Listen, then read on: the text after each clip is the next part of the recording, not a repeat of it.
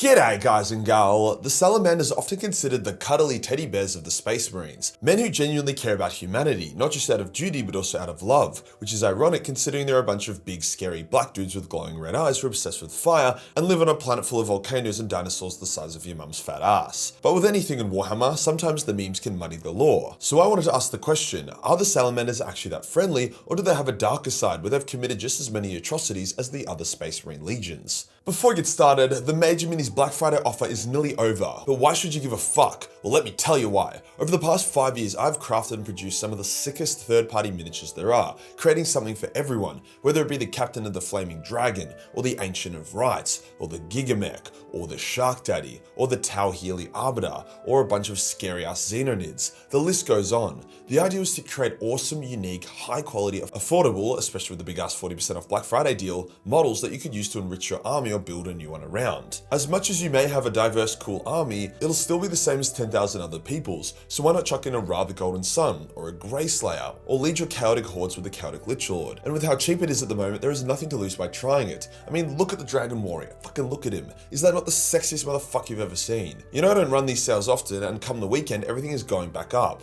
Go to town, I promise you won't regret it. We even formulated our own resin for manufacturing that you cannot get anywhere else, and this is just the beginning. Link is below, 40% off until the weekend. Today we'll answer the question, are the Salamanders actually as nice as everyone says, or are they just as fucked up as everyone else? Let's get into it.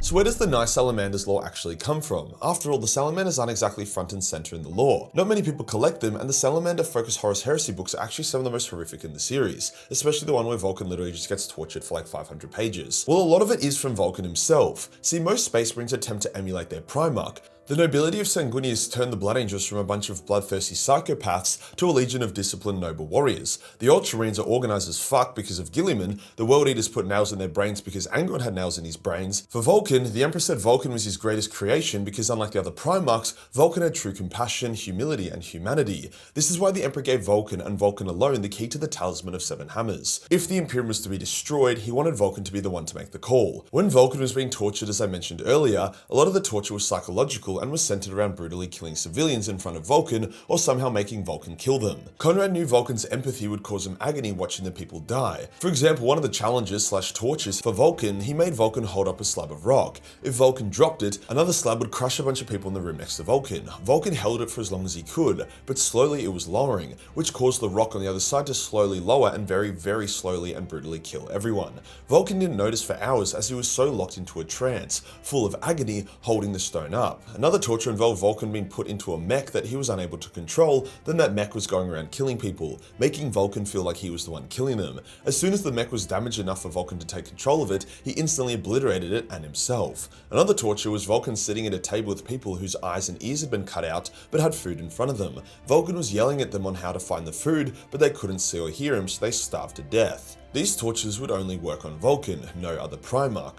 Vulcan had so much compassion that even when he broke out and beat Conrad down, he spared his brother's life. Vulcan was also extremely respectful to everyone, apologizing to Sisters of Silence when he didn't notice them, hugging Rogel when he saw him, treating his sons genuinely as his sons and protecting them. So if that is the Primarch that you seek to emulate, you can understand why the Salamanders would be quite nice. Other policies helped with this. For example, in other legions, when a Space Marine became a Space Marine, they genuinely would never see their family again and would be basically hypnotized into forgetting them.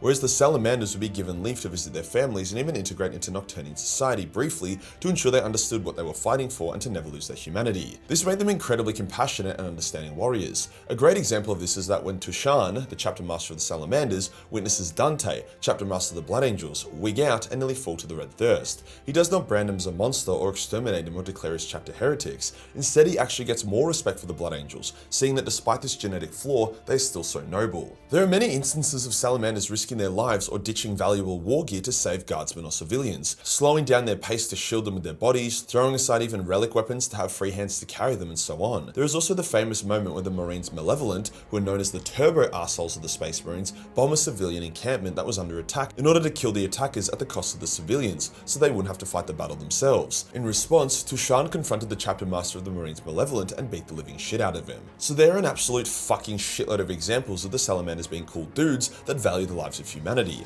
not just for duty but also for compassion. However, there is also a bit of an elephant in the room. Salamanders love barbecuing their enemies with flame weapons, something that is often considered a war crime. But to be honest, war crimes don't exist in Warhammer 40k, the Geneva Convention had definitely expired by then, and just because the Salamanders are compassionate towards Imperial citizens doesn't mean they are weak. The Salamanders are just as ruthless and zealous when it comes to exterminating the enemies of the Emperor. They have absolutely no issue murdering the fucking shit out of Xenos in whatever vicious way as possible. Also, Salamander flame weapons are like hot. It isn't like a burn that the enemy suffers for ages, they die extremely quickly. Flame weapons also purge orc spores, Nurgle contagions, and Tyranid biomass. They are extremely effective against most enemies. There was even a scene where the Death Guard tried to virus bomb Nocturne, but the atmosphere was so hostile that most of the virus got burnt up upon entry, and the rest was destroyed by the Salamanders basically using a flamethrower the size of a skyscraper to intercept it. So their fire weapons are no joke. Now yes, there was also the time that Vulcan incinerated an Eldar child, which while it was an alien, it was also a humanoid, sentient alien who had surrendered. The Night Lords also make the argument that they were significantly more merciful and kind than the Salamanders, as they would scare populations into submission with minimal damage and death, whereas the Salamanders would burn half a world. However, this isn't a who kills the least amount of people video. Also, in regards to the Elder child burning situation, as I know most of you guys haven't actually read that part of the lore and more so just see the memes. What happened is that there was a world that had humans on it that was invaded by the Salamanders and Night Lords in a joint campaign. The Night Lords loathed the Salamanders due to their perceived weakness and compassion. The Salamanders loathed the Night Lords for their cruelty.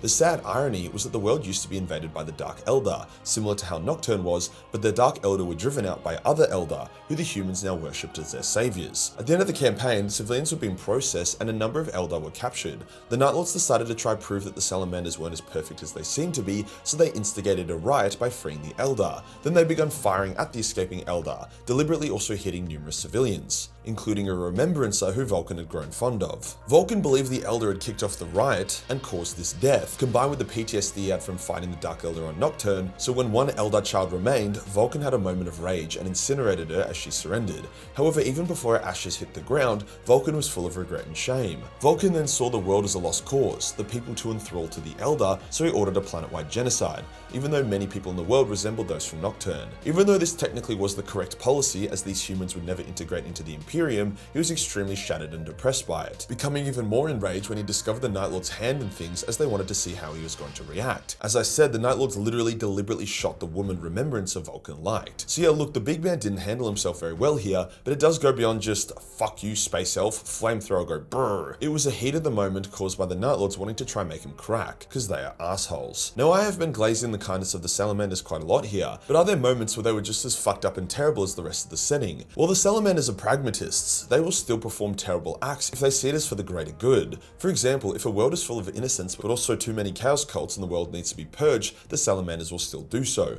Likewise, if there is a crowd of 100 people and 10 of them are heretics, the Salamanders will still incinerate them all. Interestingly, this is done almost exclusively by the Salamander Third Company, who carry this burden and task so the rest of the chapter doesn't have to. They are extremely upset about having to do it, but it is kind of wholesome knowing that they take it upon themselves to make sure the rest of the chapter doesn't have to share the burden. The Salamanders have also invaded Xeno worlds, such as Exodite worlds, that pose no threat to the Imperium, waging vicious extermination wars against them, but it's hard to call these acts of evil since that's just kind of how Warhammer is. The Imperium is a brutal warlike society with extreme prejudice and xenophobia. When someone refers to the Salamanders as nice or the Imperium as the good guys, it's relative. Are the Imperium a benevolent people who prioritize welfare and kindness? No. Do they hold a massive moral high ground over rapist elves, the forces of hell, galactic space bugs, war-obsessed orcs, and undead robots? Yes. Likewise, are the Salamanders these flawless, merciful, cuddly teddy bears? No. Are they the most compassionate space marines in the entire galaxy? Yes. So when someone asks if the Salamander is actually nice, you can confidently answer yes, but yes relative towards Warhammer 40k, not necessarily towards our modern day Earth. If you enjoyed the video and you want to support the channel, then pick up a Major Mini. There isn't left long of the Black Friday, you do not want to miss out. Hit the subscribe button and hit the real subscribe button for more nice content. Join the Discord for more memes, and I'll see you in the next one. Peace.